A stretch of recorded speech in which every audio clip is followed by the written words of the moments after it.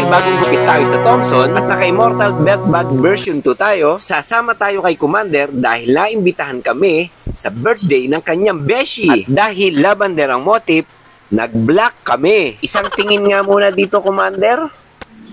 Wow! Bilisan natin ang transition. Dito na agad tayo sa venue. Ito nga pala ang The Yard Private Resort sa Bulacan, Bulacan. Siyempre, start na ng program.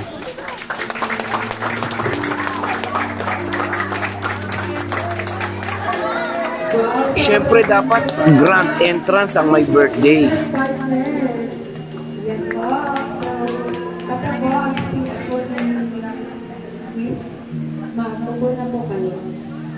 Siya nga pala yung debutante. Siya nga pala yung beshi ni Commander. Siya si Marites, ang legit na Marites ang pangalan.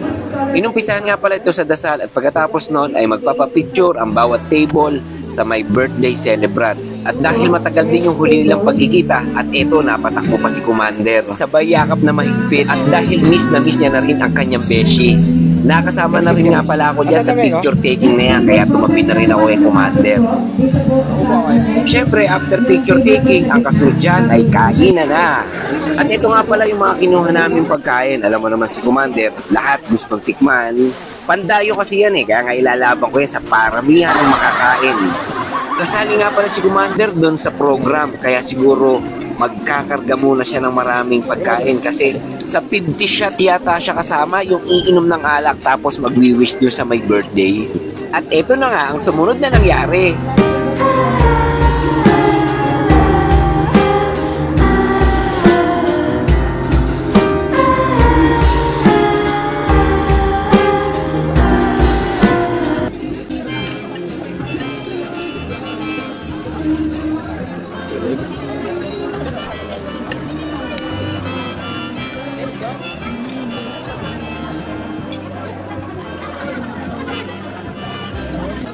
Siyempre kumain na rin ako. Baka mamaya magkatagayan. Dapat meron din naman ang ating tiyan. Para ready tayo, magkasagaran man. Yung juice nga pala na yan, may halong gin. Napalaban agad. Kantahan muna natin ang happy birthday. Siyempre yung my birthday.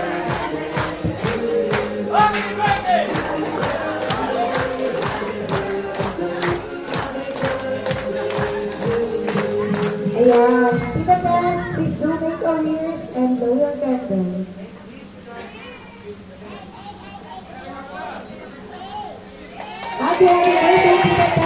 Yehey! Inuman na! After nga yan ay 50 shots na. Kaya sasalang kagad yan si Commander. Inaalala ko lang, baka maghanap to ng pulutan.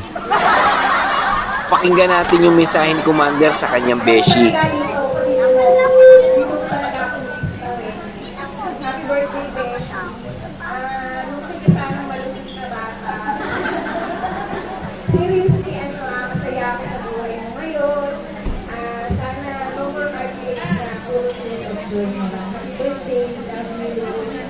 Thank you po, Miss Joanne.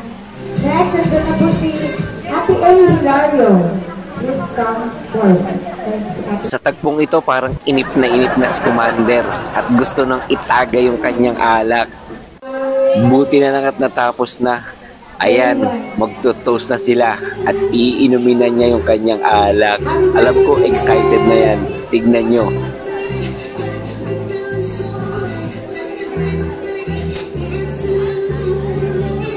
At parang nabitin pa nga si Commander. Tapos lumingon sa likod, baka daw may pulutang iaabot.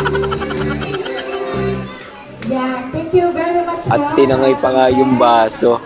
Oh, tignan mo. Hala. Tuwan-tuwa siya, oh. Naka-shot siya, oh. Tignan mo pa. Oh, di ba?